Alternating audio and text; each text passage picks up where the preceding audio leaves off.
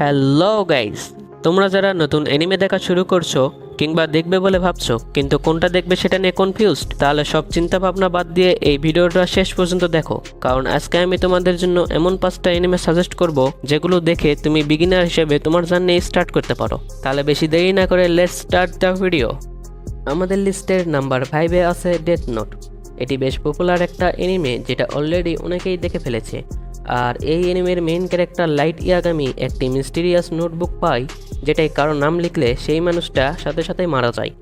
আর সে এই পাওয়ার দিয়ে ক্রিমিনালদের একদম উপরে পাঠাতে থাকে। আর এরপরে কী হয়েছিল সেটা জানতে অ্যানিমেটা দেখতে হবে।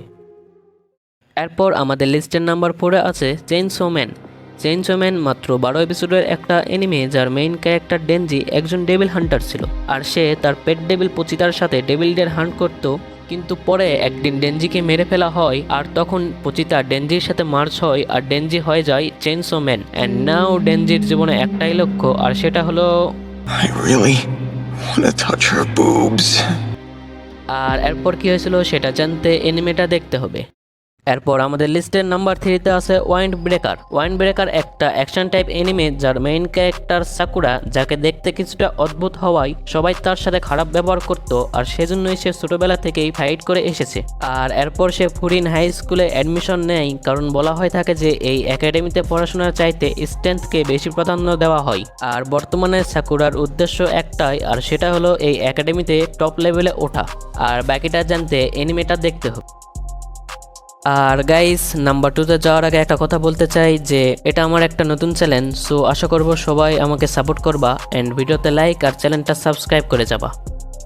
সো গাইজ, আমাদের লিস্টের নাম্বার 2-তে আছে স্পাই এক্স ফ্যামিলি, যেটা একটা কমেডি ড্রামা শো যেখানে টয়লাইট নামের একজন স্পাইকে একটা মিশন দেওয়া হয়, যেটাই তাকে বলা হয় একজনের ব্যাপারে ইনফরমেশন কালেক্ট করতে। কিন্তু সমস্যা হলো তাকে শুধুমাত্র তার সেলের একাডেমিতেই দেখতে পাওয়া যায়। তাই টয়লাইট প্রথমে নিজের আইডেন্টিটি চেঞ্জ করে, তারপর আনিয়া নামের একটা মেয়েকে অ্যাডপ্ট করে, যে একটা টেলিপ্যাথ ছিল, মানে সে অন্যের মনের কথা বুঝতে পারে। এরপর ইয়োর নামের একটা মেয়েকে তার ওয়াইফ হওয়ার অ্যাক্টিং করতে বলে, যে কিনা একটা আন্ডারগ্রাউন্ড অ্যাসাসিন ছিল।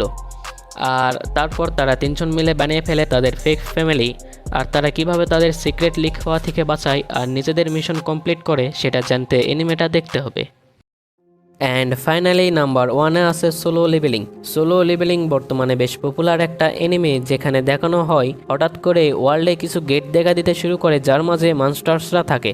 আর এরপর থেকে কিছু কিছু মানুষের মধ্যে একটা পাওয়ার চলে আসে যারা এই মাস্টারদের মারতে পারবে, যাদের হান্টার বলা হয়। আর তাদের পাওয়ার অনুযায়ী তাদের একটা র্যাঙ্ক দেওয়া হয়। আর এই পাওয়ার এমন একটা পাওয়ার যেটা বাড়ানো যায় না বললেই চলে। এরপর জিনু নামে একজন হান্টার, যাকে ওয়ার্ল্ডস উইকেস্ট হান্টার বলা হতো, সে একটা গেটে যায় তার মিশন কমপ্লিট করতে। কিন্তু তার টিম হঠাৎ করে একটা ডবল ডানজিয়নে ঢুকে যায়। আর এরপর যেটা হয়েছিল সেটা দেখলে তোমরা নিজেরাই অবাক হয়ে যাবা। আর এরপর সে এমন একটা পাওয়ার পায় যার ফলে সে ধীরে ধীরে নিজের পাওয়ার বাড়াতে পারে। আর গাইজ, এরপরে কি হয়েছিল সেটা জানতে অ্যানিমেটা দেখতে হবে। সো গাইজ, এই ছিল আমাদের লিস্টে থাকা 5টি অ্যানিমে। আর আশা করি ভিডিওটা তোমাদের কাছে লাগে। আর ভিডিওটি ভালো লাগলে একটি লাইক আর চ্যানেল সাবস্ক্রাইব করে যেও। আর এতক্ষণ সাথে থাকার জন্য থ্যাঙ্কস।